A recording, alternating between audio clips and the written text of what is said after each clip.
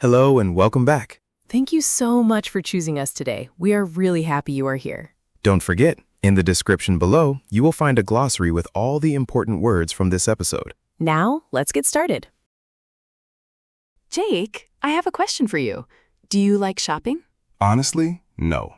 I really do not like shopping for clothes. I find it very stressful. There are too many options, the sizes are never consistent, and I always leave the shop feeling confused and a little tired. Ha! That is very funny. I am completely the opposite. I love shopping.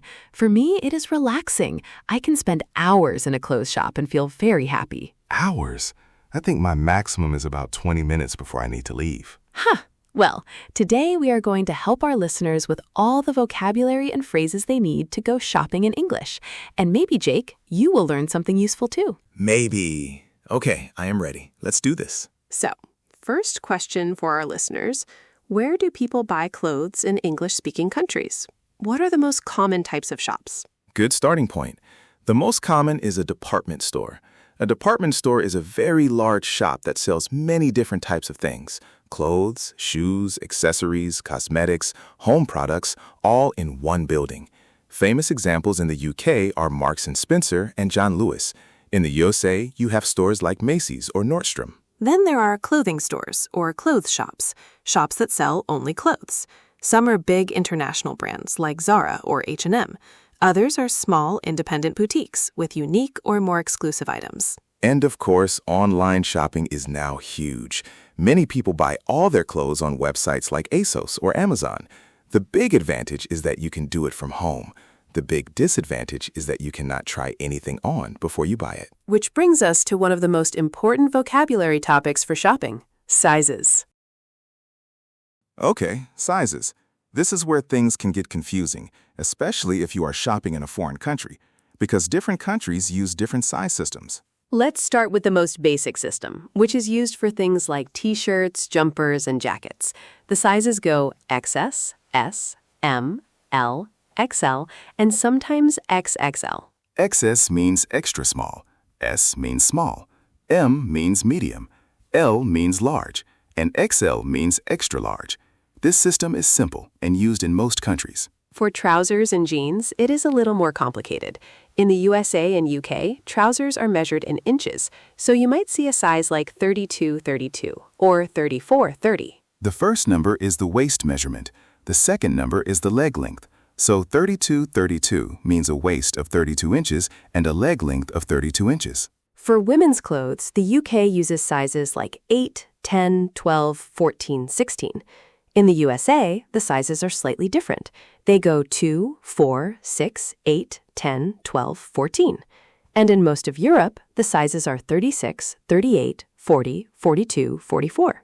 So if you are a size 12 in the UK, you are a size 8 in the USA, and a size 40 in Europe. It is the same body, just 3 different numbers. Exactly, which is why it is so important to always try clothes on before you buy them in a physical shop, or to check the size guide very carefully when you shop online. And if you are not sure about your size, the most useful phrase is, do you have this in a smaller size, or do you have this in a larger size? Very simple, very useful. Or you can say, I'm not sure about my size. Could I try this in a medium and a large? Asking to try 2 sizes at the same time saves you a lot of time. That is genuinely good advice. I always forget to do that and then have to go back to the rail twice. Now you know. Okay, now let's talk about the clothes themselves, because there are so many words for different types of clothing in English, and it can be very confusing. Let's start from the top and work down. On your upper body, that means your chest, shoulders, and arms, you can wear a t-shirt, a shirt, a blouse, a jumper, a hoodie, a cardigan, or a jacket. A shirt usually has buttons and a collar. It is more formal. A t-shirt is casual, with no buttons, usually made of cotton. A blouse is similar to a shirt, but for women, and usually made of a softer, more delicate fabric. A jumper in British English is what Americans call a sweater, a warm knitted top that you pull over your head. And a hoodie is a casual jumper with a hood. Very popular, very comfortable. I am wearing a hoodie right now, actually. Me too. Okay, for the lower body, your legs and hips, you have trousers, jeans, shorts, a skirt, or a dress. In British English, they say trousers. In American English, they say pants.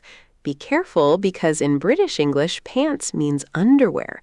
So if you ask a British person, "I like your pants," it means something very different from what you intended. Yes, that is a very important cultural note. Trousers in the UK, pants in the USA. Jeans are trousers made from denim fabric, usually blue or black. They are very common and very versatile. Shorts are like trousers, but short, ending above the knee. A skirt is a garment that hangs from the waist downwards, without separate leg sections. A dress covers the whole body from shoulders to somewhere below the hips, all in one piece. And for feet, shoes, trainers, boots, sandals, and heels. Trainers in British English are what Americans call sneakers, casual sport shoes. Boots are taller and usually cover the ankle. Heels are shoes with a raised heel, usually worn for formal occasions. And to keep everything together, you might need a belt, which goes around your waist to hold up your trousers, or a scarf for your neck in cold weather, or a hat for your head. These smaller items are called accessories. Accessories are things you add to an outfit to complete it. Belts, scarves, hats, bags, jewelry, and sunglasses. When you are describing clothes in English, you also need to know the colors. Most people know the basic ones: red, blue, green, yellow, black, white. But there are some more specific color words that are very useful. For example, navy is a dark blue, like the color of a sailor's uniform. Beige is a light brown or cream color. Burgundy is a dark red. Khaki is a light green-brown, like military clothing. And gray in British English is spelled G-R-E-Y. In American English, it is gray, G-R-A-Y. Same color, different spelling. Clothes can also have patterns. A stripe or striped pattern has long lines going across or down the fabric. A check or checked pattern has squares, like a chessboard. Polka dots are round circles printed on fabric. And plain means just one color with no pattern at all. I personally always buy plain clothes. No patterns. Too many decisions. Ha! That is very you, Jake. I love stripes and polka dots. And fabric, what the clothes are made from, is also useful vocabulary. Cotton is soft and comfortable, great for t-shirts and casual clothes. Wool is warm, good for jumpers and winter coats. Denim is the thick, strong fabric used for jeans. Leather comes from animal skin and is used for bags, belts, and some shoes. Linen is a light fabric, perfect for hot weather. When you are looking at a label inside a piece of clothing, it always tells you what fabric it is made from and how to wash it. This information is very important. Some fabrics need special care. Okay, now let's talk about one of the most important parts of shopping, prices. How do we describe prices in English? The most basic words are cheap and expensive. Cheap means low price. It does not cost a lot of money. Expensive means high price. It costs a lot of money. But there are more nuanced words too. Affordable means reasonably priced. Not too cheap, not too expensive. Good value for the quality. Good value or value for money means the price is fair for what you get. And on the other end, overpriced means it costs more than it should. You feel like you are paying too much for the quality. And a bargain is something very cheap that is also good quality.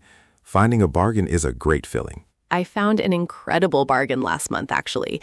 A beautiful wool coat, normally 120 pounds, reduced to 35 pounds in the sale. I could not believe it. 35 pounds. That is an amazing bargain.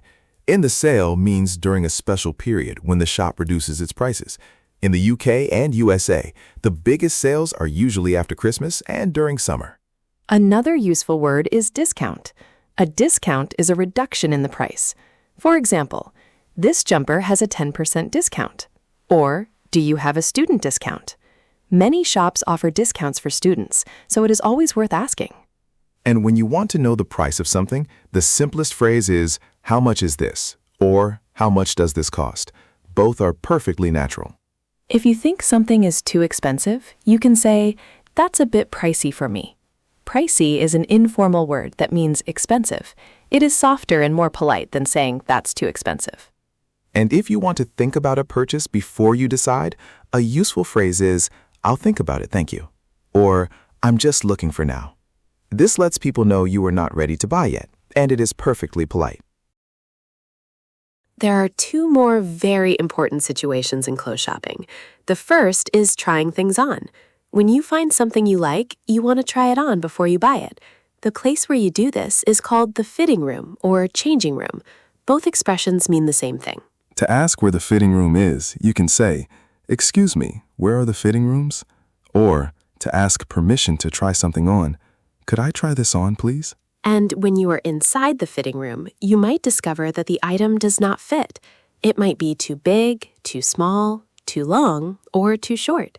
So knowing how to describe the fit is useful. If a piece of clothing is too big, you say, "It's too big," or "It doesn't fit, it's a bit loose."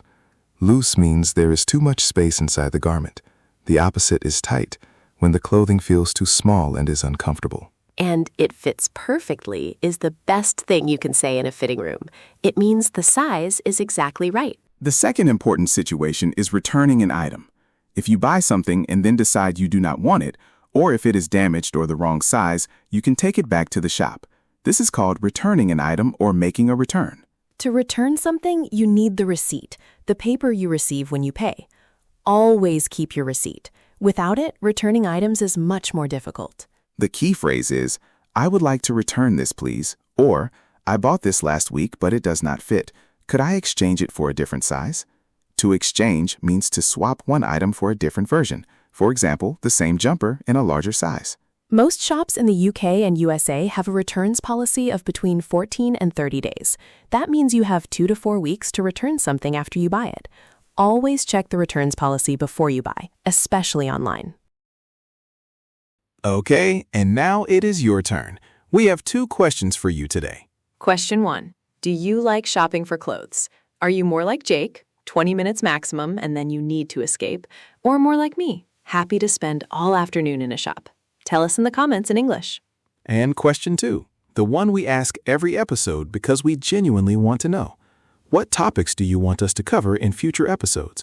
Maybe you want to practice vocabulary for traveling, for job interviews, for going to the doctor, for talking about your feelings, for watching films in English. Whatever you need, write it in the comments and we will make it. We read every single comment, and your ideas directly shape what we make next. So please, say hello, answer our question, and tell us what you need. This podcast is yours.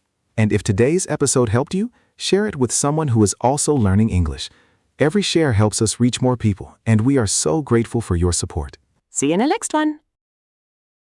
And that is the end of today's episode. Thank you so much for listening. Don't forget, the glossary with all the keywords and phrases is in the description below. It is free, and it is there to help you. See you in the next one. Bye-bye.